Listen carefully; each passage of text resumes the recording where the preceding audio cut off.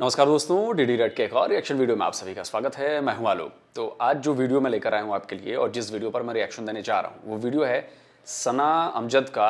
और ये वीडियो बड़ा ज़बरदस्त इसलिए है क्योंकि पाकिस्तानी पीएम शहबाज शरीफ ने एक बार फिर भारत को न्यूक्लियर थ्रेट दी है, न्यूक्लियर पावर की याद दिलाई है कि ज़्यादा किया तो ऐसा हो जाएगा वैसा हो जाएगा। तो चलिए देखते हैं। वैसे पाकिस्तान की सरकारों की ना आदत रही है, अब इस पर पाकिस्तान की जनता क्या कह रही है, क्या वो कुछ समझदार हुई है, क्या वो न्यूक्लियर जो वॉर होगी या उससे जो रिलेटेड चीज़ें होंगी उसके असर से वाकिफ़ है या बस वैसे ही हवा हवाई कि हमारे पास है और लेके चलो मार दो उड़ा दो। देखते हैं। आज हम जिस टॉपिक पे डिस्कशन कर रहे हैं वो ये है, आपको डेफिनेटली पता होगा कि पाकिस्तान के प्राइम मिनिस्टर शहबाज शरीफ ने अपने हमसाए मुल्क, हमारे हमसाए मुल्क भारत को तड़ी लगाते हुए कह दिया कि पाकिस्तान जो है एटमी ताकत रखता है और इंडिया की इतनी जुर्रत नहीं है कि वो पाकिस्तान की तरफ मैली आंख से देख सके। मैं आपसे ये बात करना चाहती हूँ कि पाकिस्तान जिस तरह के क्राइसिस से गुजर रहा है, हमारे पास पेट्रोल नहीं है, हमारे पास गंदुम नहीं है, हमारे पास अनाज नहीं है, डॉलर की कीमत आप देखें पाकिस्तान में कहाँ पहुँच गई है। क्या पाकिस्तान इस कंडीशन में है, दुनिया की 5वीं बड़ी इकॉनमी को हम इस तरह की तड़ियाँ लगा रहे हैं? पहली बात तो ये है कि 74 में इंडिया ने अपना पोखरान 1 पोखरान 2 का इन्होंने टेस्ट किया न्यूक्लियर का। 98 में हमने चाकी के पहाड़ों को हिला के रख दिया। बदले में क्या मिला? बदले में क्या मिला? सुपर पावर हम है, न्यूक्लियर पावर हम है, लेकिन मौजूदा कंडीशंस के अंदर, मौजूदा सूरत हाल के अंदर आपके न्यूक्लियर खाएं हम, इंडिया न्यूक्लियर खाएं, खाने को हमारे पास कुछ नहीं है, इकोनॉमी कोलैप्स करने वाली है। ऊपर से IMF के इतने सख्त शराइत हैं कि आज टैक्स पर 300 से ऊपर डॉलर जाने वाला है। आप न्यूक्लियर धमकी देने की बजाय आप बायलैटरल रिलेशंस की आप बात करें। बात इनकी सही है। वैसे मैं आपको ताज़ा बता दूं कि IMF की सारी शर्तें 10 दिनों की मैराथन बैठक के बाद आखिरकार पाकिस्तान को घुटने टेकने पड़े हैं। पाकिस्तान की सरकार ने घुटने टेक दिए और IMF की सारी शर्तें मान ली हैं और शर्तों के मुताबिक 170 बिलियन डॉलर्स का टैक्स वसूल करना है। और ये जाएगा कहाँ? ये जाएगा, आपकी गैस महंगी होगी, आपका खाना महंगा होगा, आपका पेट्रोल महंगा होगा, आपकी बिजली महंगी होने वाली है और कमाई तो आपकी बढ़ने नहीं वाली है। तो कुल जमा 170 बिलियन डॉलर का टैक्स आप लोगों को देना है। और IMF के आगे आप नाक रगड़ते रह गए, लेकिन IMF ने आपकी एक न सुनी और कहा कि मेरी सारी शर्तें मानोगे तभी पैसे रिलीज करेंगे। और वो भी अभी देखिए क्या होता है आगे। 1.2 बिलियन डॉलर ही रिलीज करने हैं उसे। अब सोचिए 1.2 बिलियन डॉलर के लिए क्या हालत हो गई है पाकिस्तान की। पाकिस्तान इंडिया ट्रेड की आप बात करें, 20 करोड़ पाकिस्तान की आबादी है तो 1 अरब 20 करोड़ इंडिया की आबादी है, तो उनको क्या फ़ायदा मिल रहा है इस चीज़ से? भूखे इंडिया में आवाम मर रही है, भूखी आवाम पाकिस्तान में मर रही है। किसने कह दिया सर आपको कि इंडिया में आवाम भूखे मर रही है? किसने कह दिया? ना हमारे पास वीट की कमी है, ना हमारे पास चावल की कमी है, ना हमारे पास डॉलर की कमी है। फॉरेक्स रिजर्व पता है हमारा कितना है? 550 बिलियन डॉलर से ऊपर का है। तो आपको ये किसने कह दिया कि हमारे यहाँ लोग भूख से मर रहे हैं? भूख से मर आपके यहाँ लोग रहे हैं। आटे की एक बोरी के लिए लोगों की जान आपके यहाँ जा रही है, हमारे यहाँ नहीं जा रही। हमारे यहाँ 300 रुपए किलो प्याज नहीं मिल रहा, हमारे यहाँ 30 रुपए किलो प्याज मिल रहा है। हमारे यहाँ 15 रुपए 20 रुपए किलो आलू मिल रहा है। और सबके यहाँ, हमारे यहाँ सबके यहाँ मैं बता रहा हूं, जो भी गरीब हैं उनको 5 किलो अनाज पर पर्सन फ्री में सरकार द्वारा दिया जा रहा है। पूरे देश भर में 80 करोड़ से ज्यादा लोग इसका फायदा उठा चुके हैं और उठा रहे हैं, आने वाले वक्त में और उठाएंगे।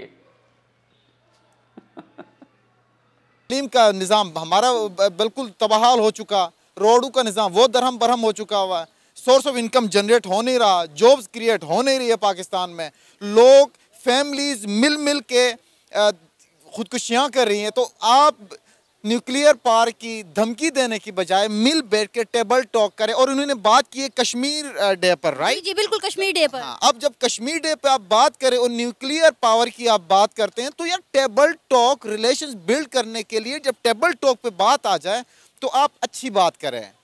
मुशर्रफ ने 99 के अंदर कारगिल वॉर में इंडिया से होके वापस आया था।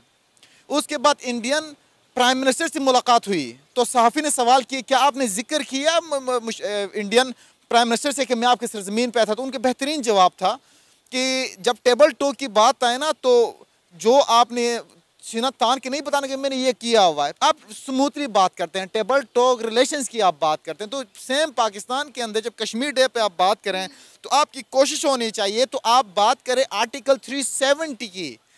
अच्छा वो छोड़िए, आर्टिकल 370 पे तो आएंगे। वो जो सीना ठोक कर आए थे मुशर्रफ साहब, उसके बाद क्या हुआ था ये मैं नहीं बताऊंगा, ये मैं आपको बताता हूं। आईएसआई के चीफ रहे हैं, डीजी रहे हैं, आप ही के आर्मी के बंदे, और उनका क्या कहना था इस मुशर्रफ की इस हिमाकत के बदले, जिसमें आपको पैरों पर गिड़गिड़ाना पड़ा, जाके क्लिंटन से वॉर रुकवाने की मिन्नतें करवानी पड़ी। सुन लीजिए परवेज मुशर्रफ के बारे में क्या बोला था उसने, सुनिए। कारगिल एक मिस एडवेंचर है, लेकिन कहा जाता है कि नहीं, मियां नवाज शरीफ को जाना पड़ा अमेरिका, और वहां से अमेरिकन को माफी मांगनी पड़ी कि भाई हमारा कोई रास्ता निकाल दो, क्योंकि हमारी फौज को पिस्पाई होनी। एक्चुअली ये हुआ कि नवाज शरीफ साहब को मिन्नतें करके परवेज मुशर्रफ ने भिजवाया, क्योंकि वहां पर स्पाई हो रही थी। ने देखा ना कि वहां तो तुलोलंग भी गिर गया, उसके बाद ये सारा इसको बुखार चढ़ा। तो तुलोलंग मेरा ख्याल है 2 तारीख को ही गिरा था। तो Musharraf requested Nawaz Sharif, he requested कि जी आप जाएं अमेरिका जाएं और इंटरवीन करवाएं, इसको क्लिंटन से इंटरवीन करवाएं। और जो ही वो चले गए, इसने एकदम शुरू कर दिया ये प्रोपेगेंडा कि हम तो जीत रहे थे, अब ये चला गया, हमें वहां जाके एक्सेप्ट कर लेगा। तो आप ये कहना चाह रहे हैं ये शख्स दोगला है? बहुत दोगला है, बहुत दोगला और झूठा। तो समझ में आया कि परवेज मुशर्रफ कितना बड़ा दोगला इंसान था। और वो मुशर्रफ साहब ऐसे ही नहीं आए थे कि सीना तान के। और ये एक आपकी पत्रकार हैं, नसीम जहरा मैडम हैं, उन्होंने क्या कहा था जब वाजपेयी जी से मुलाकात हुई थी ना परवेज मुशर्रफ की, तो सुनिए कैसे हुई थी और किन हालातों में मुलाकात हुई थी। परवेज मुशर्रफ साहब को मिन्नतें करनी पड़ी थी, सुन लीजिए। जनरल मुशर्रफ को तो मिन्नतें करनी पड़ी। General Musharraf had to walk on his knees and go to the Indians and keep saying कि जी बात करें हमारे से। सुन लिया? अब आप कहेंगे जी ये तो गद्दार हैं और ये हैं वो। देखिए गद्दार हैं चाहे कुछ भी हैं, आपके देश को रिप्रेजेंट कर रहे हैं। और जो उन्होंने चीज बताई है ये बिल्कुल मतलब डीजी आईएसआई का चीफ बंदा कह रहा है, आपके यहाँ की एक बड़ी पत्रकार ये बात कह रही हैं। मानना है ना मानना, आप मानिए, बाकी दुनिया तो जानती है और दुनिया मानती है कि हुआ क्या था।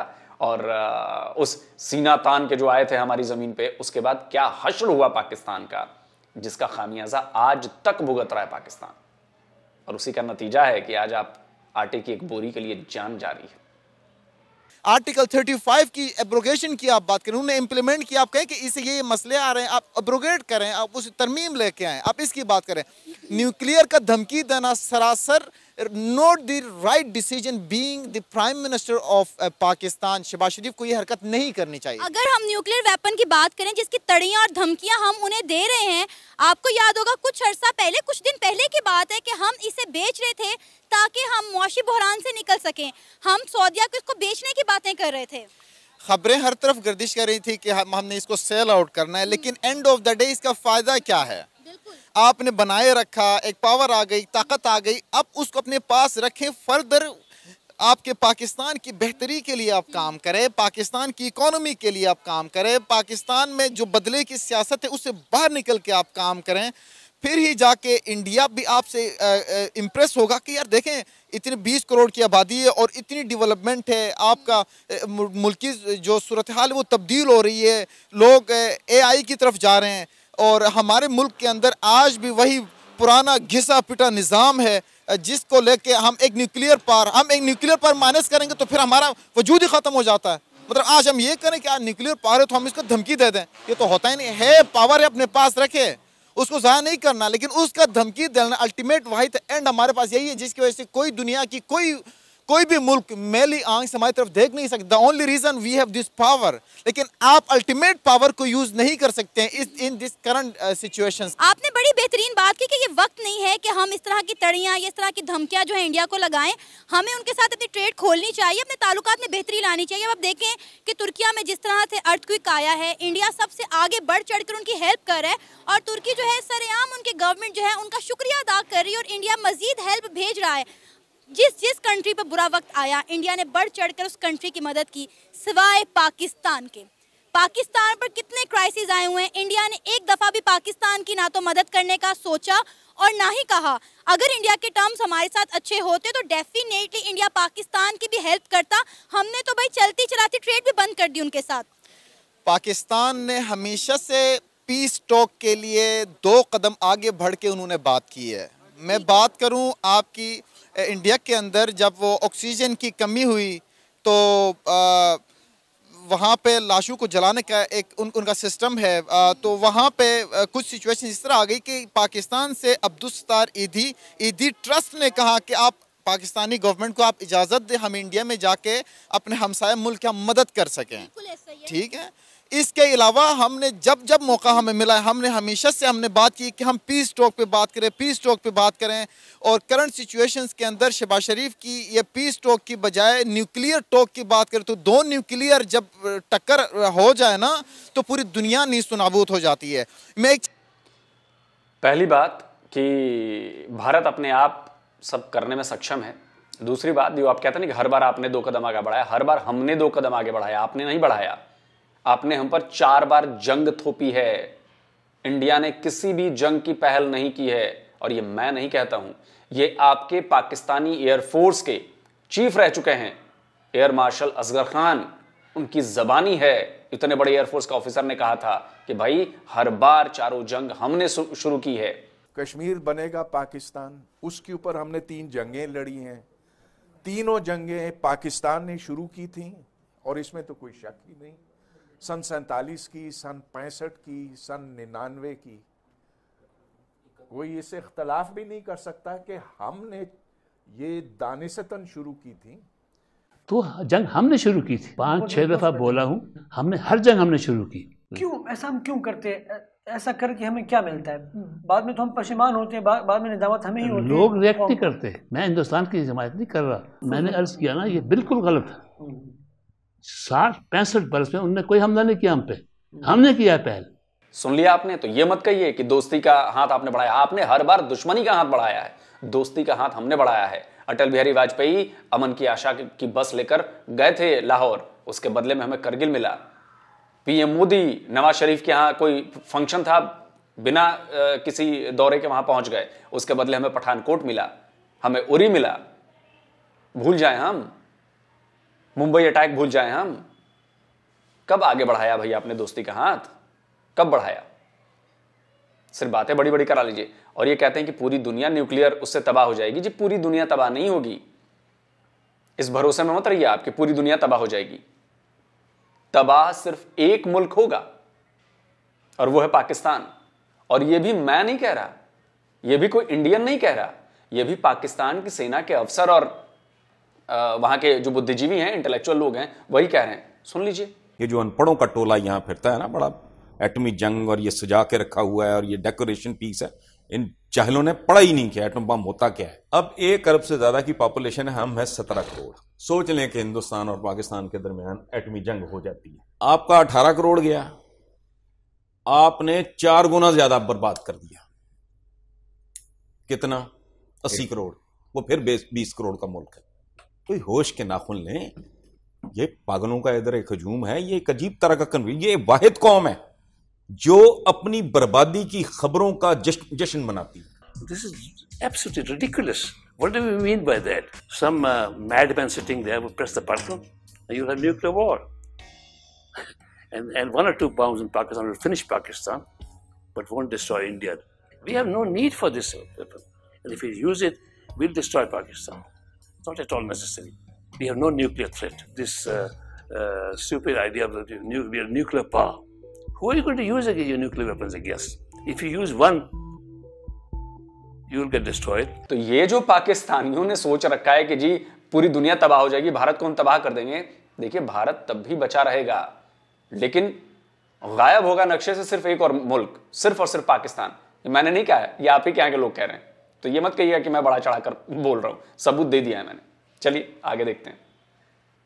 कि मैं ऐड करूं 2019 के अंदर पाकिस्तान और इंडिया के रिलेशंस खराब हुए थे, तो न्यूक्लियर पावर यूज़ करने की बात की थी। तो ये अमेरिका ने अपना रोल प्ले किया कि पाकिस्तान को और इंडिया को कि आप अपनी न्यूक्लियर पावर यूज़ ना करें, जंग की तरफ मज़ीद ना धकेलें, क्योंकि दोनों मुल्कों की जो सूरत हाल है, माशी कंडीशन है, वो ठीक नहीं है और उससे नुकसान सिर्फ पाकिस्तान या इंडिया को नहीं होगा, पूरी दुनिया इसकी लपेट में आएगी। तो बेहतर यह है कि किसी भी सूरत में table talk is right decision. Table पे आप न्यूक्लियर पावर रखेंगे तो अगले ने भी पावर रखना है, अपने न्यूक्लियर पावर, तो फिर उसका नुकसान दोनों को होगा। सर आपका नाम? रजा नकवी। सर, पाकिस्तान के प्राइम मिनिस्टर शहबाज शरीफ ने इंडिया को धमकी दी है कि पाकिस्तान जो है एटमी ताकत रखता है और इंडिया के इतनी जुर्रत नहीं है कि वो पाकिस्तान को मैली आंख से देख सके। मैं आपसे ये जानना चाहती हूँ कि इस वक्त पाकिस्तान में जो क्राइसिस चल रहे हैं, हम लोग तो इस वक्त आटे के भी मोहताज हुए हैं कि तो क्या हम इस कंडीशन में हैं कि हम इंडिया को इस तरह की तड़ियाँ लगाएं, इस तरह की धमकियाँ दें जो कि दुनिया की 5वीं बड़ी इकॉनमी है? बिस्मिल्लाहिर्रहमानिर्रहीम। सबसे पहले कि ये मुल्क ला इलाहा इल्लल्लाह मोहम्मद रसूलुल्लाह के नाम पे बना है, तो हम में इतनी ताकत तो है, हम उनको तड़ी लगा भी सकते हैं और उन्हें मार भी सकते हैं, लेकिन हकीकत उससे हम कोसों दूर हैं, क्योंकि यो इस वक्त 5वीं बड़ी इकॉनमी है। वो अगर मैं एक छोटी सी बात करता हूँ, चाहे किसी को अच्छी लगे या बुरी, अगर वो सारे डैमों के फट्टे ही उठा देना तो हमारा पाकिस्तान पूरा का पूरा बहर अरब में जा गिरे, तो हम उन्हें किस बात की तड़ी लगा सकते हैं। और बाकी रहेगी बात न्यूक्लियर वेपन, क्या उनके पास न्यूक्लियर वेपन नहीं है? आपकी जितनी टोटल आर्मी है उससे 2 गुना ज़्यादा तो उन्होंने सिर्फ कश्मीर में लगाई हुई है कि बंदों को वो कंट्रोल करें, तो मेरे हिसाब से ये कोई खास बात नहीं है। बेशक हम दोनों कंट्रीज अपने बजट का बहुत बड़ा हिस्सा अपने अपने डिफेंस पर लगाते हैं, लेकिन उसके बावजूद भी अगर हम इंडिया की डिफेंस सेक्टर की बात करें तो उन्होंने ऐसी चीज़ें जो है, ऐसी टेक्नोलॉजी ईजाद कर ली है जिसके बारे में पाकिस्तान सोच भी नहीं सकता। अच्छा, जवाब सुन लूँ उसके पहले मैं सना आपको भी करेक्ट कर देना चाहता हूँ कि आप जो कह रही हैं ना कि बहुत बड़ा हिस्सा हम डिफेंस पे लगाते हैं, इंडिया नहीं लगाता बहुत बड़ा हिस्सा, पाकिस्तान लगाता है। एक जो डेटा आया है कि कौन कितना अपने गवर्नमेंट के खर्चे का खर्च करता है उस पे सेना पे, तो उसमें करीब करीब 18% जीडीपी के खर्च का 18% आप अपनी सेना पर खर्च करते हो, और इंडिया पता है कितना करता है? करीब करीब 8%। तो कहां 18%? आपकी 22 करोड़ की आवाम, आपका मुल्क हमसे 7 गुना एरिया में छोटा, और तब आप सेना पे खर्च करते हो 18%, और आपसे हम 7 गुना ज्यादा बड़े, आपसे हम आबादी में भी 7 गुना ज्यादा बड़े, और हम खर्च करते हैं 8%। ये फर्क है, और सना इस फर्क को नहीं भूलना चाहिए। आपके यहां आपकी सेना पर ज्यादा पैसे खर्च किए जाते हैं, हमारे नहीं किया जा रहा। हमारे यहां सिर्फ 8% है, आपके यहां 18% है। बहुत बड़ा फर्क है, ये बहुत बड़ा गैप है ये काफ़ी हद तक आपकी बात बजाय है, लेकिन जो भी कोई मशीन होती है ना, जिस तरह ये मशीन गन के बारे में बात करते हैं, तो वो मशीन गन खुद इतनी अच्छी नहीं होती जब तक उसके पीछे खड़ा हुआ बंदा उसे न चलाने वाला हो। तो अगर वो हिसाब देखा जाए तो हमारे जितने भी पायलट हैं, हमारे आर्म फोर्सेस के जितने भी बंदे हैं, तो वो पूरी दुनिया में इंटरनेशनल लेवल पे वो गोल्ड मेडलिस्ट हैं। तो वो मुझे नहीं लगता कि वो किसी भी हिसाब से वो हमारे साथ कंपेयर कर सकते हैं लड़ाई में। सर कहाँ से गोल्ड मेडल मिला है भाई? हमें भी बता दें। गोल्ड मेडलिस्ट हैं, सिर्फ हवाई बातें। और अगर आपकी फौज इतनी अच्छी है, आपकी फौज इतनी ताकतवर है, आपकी फौज के पायलट इतने अच्छे हैं, आपकी एयरफोर्स इतनी अच्छी है, आपकी नेवी इतनी अच्छी है, तो आज तक 75 साल से कश्मीर क्यों नहीं ले पाए? झक मार रही है क्या आपकी फौज? क्यों नहीं ले पाए कश्मीर आप? इसका तो जवाब दे दीजिए, है कि नहीं? उल्टा बांग्लादेश निकल लिया आपसे, आधा मुल्क गंवा बैठे आप। इतनी अच्छी फौज है तो, और इतनी अच्छी फौज है तो वो 93,000 कौन सी फौज के हिस्से थे? आपकी फौज का हिस्सा नहीं थे जनरल नियाजी, जो इंडियन आर्मी के सामने मतलब लेटे हुए थे, जिनकी पैंटें उतारी गई? सरेंडर भूल गए आप? बड़ी जल्दी भूल जाते हैं सर आप लोग, बड़ी जल्दी। में हाँ, अगर हकीकत देखी जाए तो जिस हिसाब से उनके पास राफेल हथियारा वगैरह है और जो बाकी वेपन्स हैं, न्यूक्लियर वेपन भी उनके पास है, और बाकी उनकी इकोनॉमी हमसे बहुत ज़्यादा है। जितना हम बजट अपना डिफेंस पे रखते हैं उससे कई गुना ज़्यादा तो वो सिर्फ अपने लोगों को खिलाने के लिए रख देते हैं। तो बहुत ही ज़्यादा हम दूर हैं उनसे। हाँ, पहले हम अपनी इकोनॉमी बेहतर करें, फिर उसके बाद हम अपने आर्म फोर्सेस के बारे में जो इल्ज़ामात लगाए जाते हैं, चाहे वो हकीकत है या गलत है, उनको ठीक किया जाए, तो उसके बाद ही कुछ हो सकता है, उससे पहले ये नहीं है। अच्छा, हमने इंडिया के साथ दुश्मनी रखनी क्यों है, लड़ना ही क्यों है? इस वक्त पूरी दुनिया अपने ताल्लुकात उनके साथ बेहतर करने में लगी हुई है। अभी आपको पता है तुर्किया में जिस तरह अर्थक्वेक आया है, इंडियन आर्मी वहां पर पहुंची है, सबसे पहले पहुंची है हेल्प लेकर। और बाकी कंट्रीज में भी आप देख लें, इंडिया के हर कंट्री के साथ टर्म्स बहुत अच्छे हैं सिवाय पाकिस्तान के। तो हम इंडिया के साथ ये तड़ियाँ लगाना छोड़कर दोस्ती का हाथ क्यों नहीं बढ़ा लेते? दोस्ती का हाथ बढ़ाना चाहिए, क्योंकि जो आपका सबसे करीबी पड़ोसी हो वो सबसे ज़्यादा आपका दोस्त होना चाहिए। ये तो बहुत बेहतर है, लेकिन हमारा उनके साथ और कोई किसी किस्म का भी इशू नहीं है। हमारा सिर्फ उनके साथ इशू कश्मीर जो है, अगर वो उस पर बातचीत करें और हमें दे, हमारे साथ वो बैठ के उस पर बात करें, तो फिर तो हो सकती है, दोस्ती भी हो सकती है, सारा कुछ चलेगा। क्योंकि वो हमसे जुदा हुए हैं 1947 में, या हम उनसे जुदा हुए हैं, ये तो एक अलग डिस्कशन है। लेकिन जब तक अलहदा नहीं है सर, आप ही अलग हुए हो। इंडिया यहाँ पर हजारों साल से है। पाकिस्तान नाम के मुल्क का जन्म 1947 को हुआ अगस्त में, तो आप ही अलग हुए हो। हम तो जहाँ हैं वहीं हैं, अलग आप हुए हो। कश्मीर की बात क्लियर नहीं होगी कि वो कहाँ आता है, हमारे पास आता है, कश्मीरी अवाम क्या कहते हैं, उनके हक राय दही क्या है, उस वक्त तक उनके साथ दोस्ती नहीं हो सकती। तब तक हम जैसे चल रहे हैं ऐसे ही चलेगा। अभी आपको पता है कि तुर्किया में हेल्प के लिए उन्हें पाकिस्तान के जो है एयर स्पेस वो यूज़ कर सकते थे, लेकिन उन्होंने पाकिस्तान की एयर स्पेस जो है वो यूज़ नहीं किया। दूसरा उल्टा लंबा चक्कर काट के वो तुर्की पहुंचे हैं, लेकिन पाकिस्तान के रास्ते उन्होंने इस्तेमाल नहीं किए हैं। मतलब इतनी दुश्मनी, इतनी खारबाजी एक दूसरे से हमें। बस अब ये हमारे जो सियासतदान है उन्हीं की ही मेहरबानी है। अब हम इसमें क्या कह सकते हैं। एक हमारा सियासतदान जो हुक्मरान आता है वो उनके साथ ज़्यादा से ज़्यादा दोस्ती बढ़ाना चाहता है, दूसरा आता है वो उनके साथ दुश्मनी बनाता है। और जब भी हमारा कोई नया जर्नैल आता है, जो हमारा आर्मी चीफ होता है, वो आके ये कहता है कि जो कोई मैली आँख देखेगा तो हम उसकी आँखें निकालेंगे। यार आप किस वजह से आँखें निकालोगे यार, क्या करोगे आप? वो आपकी अगर एयर स्पेस नहीं यूज़ कर रहे तो बेहतर है ना, नहीं कर रहे हैं, उन्हें भी पता चले वो कहाँ कहाँ से घूम के जाते हैं।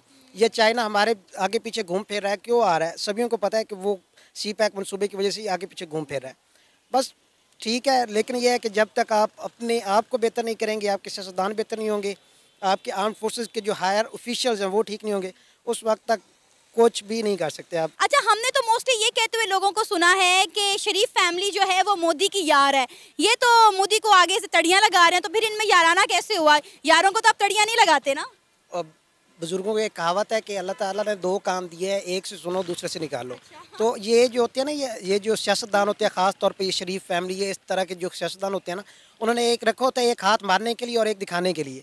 तो एक हाथ जो दिखाने वाला है वो दोस्ती बढ़ाता है, दूसरा मारने वाला है वो आपके सामने जो मैली आंखों की बातें कर रहा है। तो ये कोई इसमें इतनी बड़ी बात नहीं, सियासतदानों में ये सारा कुछ चलता रहता है। मज़ा तब है ना जब ये उनसे कश्मीर छीने, उनसे ज़्यादा अपनी इकॉनमी बेहतर करें, उनकी 4th नंबर पे आए इंटरनेशनल लेवल पे, तो आपकी उस वक्त मज़ा तब है आपके दूसरे नंबर पे आ जाए।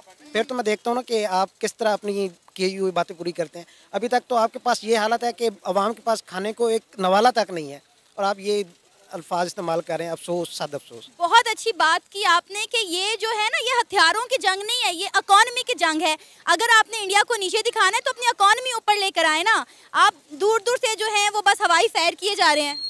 असल इशू ये है कि अगर आप सही तरह स्टडी करें ना इंडिया को, तो इंडिया ने आज से 15 साल पहले से ही इंटरप्रेन्योरशिप जो है ना उसका आगाज़ कर दिया था। बाकायदा वो कॉलेजों में, जो हाई स्कूल होते हैं उनमें भी जाके ना उनके ऐसे ट्रेनर थे जो सिर्फ बिज़नेस के बारे में बात करते थे।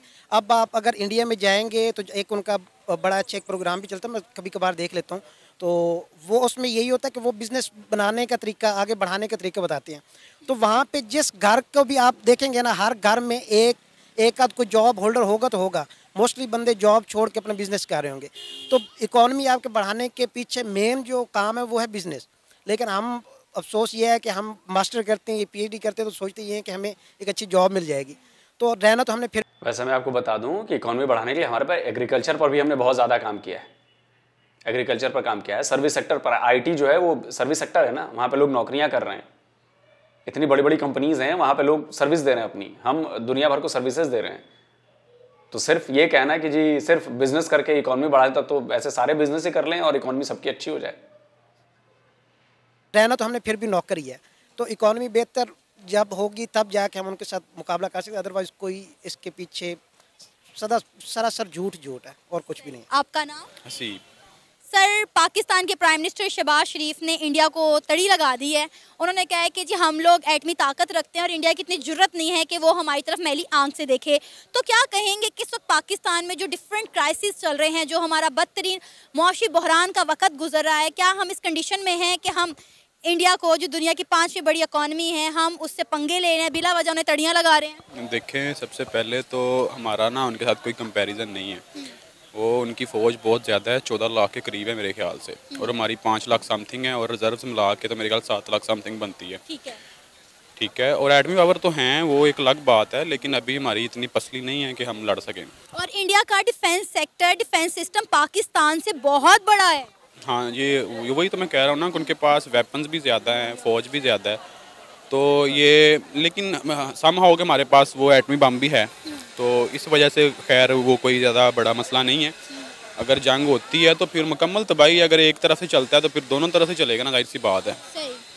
फिर सिर्फ हम ही तो नहीं ना चलाएंगे, फिर इंडिया भी चलाएगा ना आगे से। जाहिर सी बात है, अगर हम पत्थर फेंकेंगे तो आगे से ईंट तो आएगी ना। हाँ जी, वही तो, जवाब तो वो भी देंगे, लेकिन इस वक्त मेरा नहीं ख्याल कि इंडिया जंग लड़ना चाहता है, क्योंकि वो अभी पूरी दुनिया के अंदर अपने आप को मनवाना चाह रहा है। ठीक है, अगर जंग लड़ेगा तो वो पीछे चला जाएगा। हमारे पास तो पहले ही कुछ नहीं है, तो इसलिए हमारे लिए जंग लड़ना इतना मसला नहीं है, लेकिन मसला है भी, क्योंकि इकोनॉमी नहीं है हमारे पास, हम पहले ही ख़त्म हो रहे हैं। अगर जंग लड़ते हैं तो फिर हम तो बिल्कुल ही ख़त्म हो जाएंगे ना, तो हम तो 100 साल पीछे चले जाएंगे, लेकिन इंडिया की तरक्की में भी रुकावट बन सकती है। आपको नहीं लगता कि ये न्यूक्लियर वेपन की जंग नहीं है, ये बल्कि आज का जो दौर है इसमें इकोनॉमी की जंग देखी जाती है कि इकोनॉमी वाइज कौन कितना स्ट्रांग है, और इंडिया ऑलरेडी ये जंग जीत चुका हुआ है, यूके को पीछे छोड़कर दुनिया की 5वीं इकोनॉमी बनकर। हाँ जी, ये सही बात है। देखिए, रशिया के पास हथियार बहुत थे, बम बहुत थे, लेकिन वो टूटा इस वजह से था क्योंकि उसकी इकोनॉमी बिल्कुल डाउन चली गई थी। तो हम इंडिया से पहले हम ख़त्म हो जाएंगे अगर वॉर शुरू होती है, लेकिन नुकसान इंडिया का भी होगा, ये नहीं है कि नहीं होगा, लेकिन हमें ज़्यादा होगा। तो आपको पता है यहाँ पाकिस्तान में तो लोगों को रोटी के लाले पड़े हुए हैं, और अभी कुछ दिन पहले ही की बात है, ज़्यादा देर की पहले की बात नहीं है, कुछ दिन पहले की बात है कि हम यही न्यूक्लियर वेपन सऊदीया को बेचने की बातें कर रहे थे ताकि अपने लोगों की ज़रूरियात को पूरा कर सके, और अब हम इसी वेपन को लेकर इंडिया को तड़ियाँ लगा रहे हैं। मतलब समझ नहीं आ रही कि हमारी हुकूमत करना क्या चाह रही है। देखें, ये हमें वाकई ये बेच देना चाहिए, मेरा ख्याल है। मतलब ये नहीं कि सारा ही बेच देना चाहिए, उनके साथ कॉन्ट्रैक्ट करना चाहिए कि उन्हें भी हम एटमी पावर बनाते हैं, क्योंकि 2 मुसलमानों के पास एटम बम वो आ जाएंगे, और उनसे बदले में ये चाहिए कि हमारा कर्जा सारा उतारें। ठीक है, हमारे मुल्क को ज़रा ये ज़रा अच्छी चीज़ें दें, स्ट्रक्चर दें अच्छा, ताकि थोड़ा स्टेबल कर सकें, क्योंकि ये हमारे हुक्मरानों से तो कोई उम्मीद नहीं है ना। जो भी आता है यही कह रहा है कि कर लेंगे, अच्छा होगा, मुश्किल वक्त है। मुश्किल वक्त पता नहीं कब ख़त्म होना है, मर जाना है सब ने।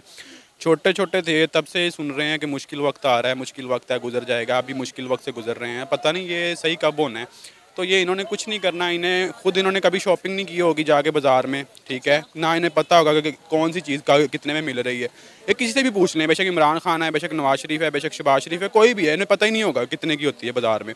तो ये क्या दुख समझेंगे किसी का। आपको नहीं लगता कि हम जो है हर मुल्क के पास जहाँ मदद के लिए जा रहे हैं, हमें इंडिया के साथ ताल्लुकात में बेहतरी लानी चाहिए। हमारा हमसाया मुल्क है, दुनिया की 5वीं बड़ी इकॉनमी है, हमारे बॉर्डर साथ लगते हैं। अगर हमारे दरमियान ही ट्रेड शुरू हो जाए तो पाकिस्तान के बहुत सारे मसाइल हल हो सकते हैं, खासकर लोगों के लिए रोटी का मसला हल हो सकता है। देखें, अगर ट्रेड शुरू होती है ना तो आप अपना रास्ता देंगे इंडिया को, ठीक है, उससे फ़ायदा ज़्यादा पाकिस्तान को है, इंडिया को उसका इतना ज़्यादा फ़ायदा नहीं होगा।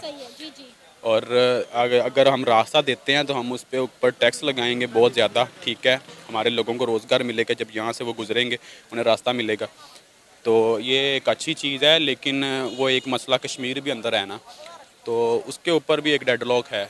लेकिन मसला ये है कि कश्मीर ना तो पाकिस्तान का हिस्सा है ना इंडिया का हिस्सा है। वो जब भी आज़ाद हुआ वो एक अलग रियासत बनेगा, उसके पास पानी है, वो अपना पानी बेचेगा, और मेरा ख्याल है वो इन दोनों से इकोनॉमी अच्छी कर लेगा अपनी। ये था हमारा आज का प्रोग्राम। आपने जानी पाकिस्तानी अवाम की राय। मेरा मानना भी यही है कि हमें इंडिया को इस तरह की तड़ियाँ और धमकियाँ लगाने से बेहतर है इंडिया के साथ ताल्लुकात में बेहतरी लाई जाए, ट्रेड खोली जाए, ताकि पाकिस्तान के अवाम को कुछ रिलीफ मिल सके। आप भी अपनी राय का इजहार कर सकते हैं नीचे दिए गए कमेंट सेक्शन में। इसी के साथ मुझे इजाज़त दें, पर जाने से पहले हमारे चैनल को सब्सक्राइब करें, वीडियो को लाइक करें और शेयर करें। अल्लाह हाफिज़। तो चलिए दोस्तों, वीडियो खत्म हो गया और बातें तो आपने सुनी ली। तो कमोबेश जो हर पाकिस्तानी की सोच होती है वो वही सोच है। और हाँ, आखिर वाले भाई साहब ने भी कुछ अच्छी बातें कही।